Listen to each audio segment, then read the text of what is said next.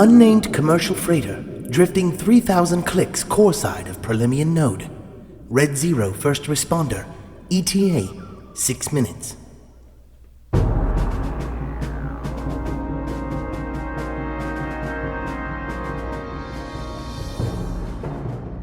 Fee studied his datapad and considered his brief and busy one-year career as an elite commando. He'd fought at Geonosis.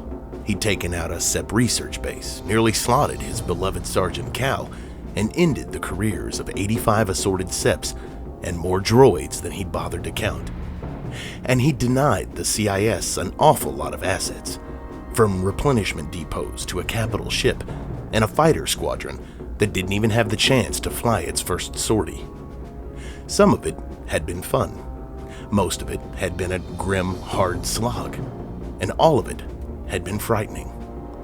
And now the cheerful euphemism was over. He was probably going to die. And he didn't want Skirata to witness that.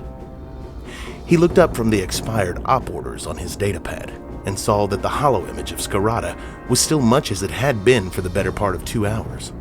Sergeant Cal waited. He wouldn't leave. Niner continued to stare out the view screen. Then he sat bolt upright, prevented from shooting forward by the restraining belt. Fee checked his viewpoint icon and saw he had activated his electrobinocular visor. Visual contact, Niner said quietly. Fearfic, it really is a SEP crate. Neomoidian. The whole squad maneuvered so they could see what he was looking at. About time, Niner said. Fee listened in. Delta, Niner here. You been sightseeing? Boss receiving. Sorry, we had to stop and ask for directions. He had a voice very much like Aten's, but with a stronger accent. My boys are now going to show you how to do an extraction properly. So take notes, because you might blink and miss it. There's a SEP ship with missiles up the spout, about 3 minutes behind us.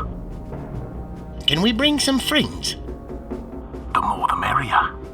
We're going to align with your cockpit, slap on an isolation seal on the viewport, and Scorch will cut through. Then you shift it fast, and we RV with Fearless for calf, cakes, and hero worship. Got it? Copy that. I love emotional reunions, Fee said.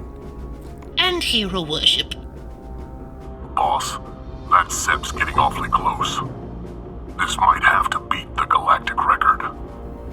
Another voice. Fee couldn't identify any of them yet. How close? Close enough to make me mad. They could launch a missile in 2 minutes and it'd send your ships overtaking us. Okay, close. Omega, you heard the man. Boss sounded unperturbed. Powder your noses and get ready to party. Fearfic, Fee thought. He rolled carefully to peel Orjul off the deck and haul him upright for a hasty exit with jetpack assist. The human prisoner looked straight at him, and he spoke. You're really not very good at this, are you? Now you decide to get chatty. We'll all be charcoal in a few minutes, and that gives me some satisfaction. Okay, now I'm really motivated to introduce you to Sergeant Val. Whoa, cut it out, Darman said. One of the Nikto tried to gore him with its short horns as he lifted it ready for escape. Ungrateful Daikut. He brought his helmet hard down in its face in a perfect headbutt. Only the pilot's seat stopped them from being catapulted by the inertia of the impact. Darman looked around at the other Nikto. Want some? Udisi, boys. Udisi. Niner raised his DC. Push comes to shove, we only need one of them alive. So next one to look like a safety risk isn't going home. Okay? The small Neomoidian assault vessel now filled their field of vision as it came to nestle partly across the freighter's view screen. Fee watched, mesmerized. A hatch opened and something distressingly reminiscent of a wide-mouthed worm emerged and sucked against the transparisteel. A familiar blue light loomed from the darkness of its maw. Through the plate, Fee saw a helmet very like his and an exaggerated thumbs-up gesture. Stand back and watch a pro at work, said a disembodied voice on the comlink. For a second, Fee thought Scorch was attaching a frame charge. Yeah, that's clever, I don't think. Fee thought to himself.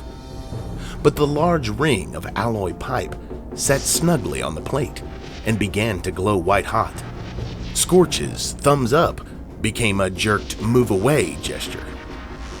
Scorch, sooner rather than later, okay?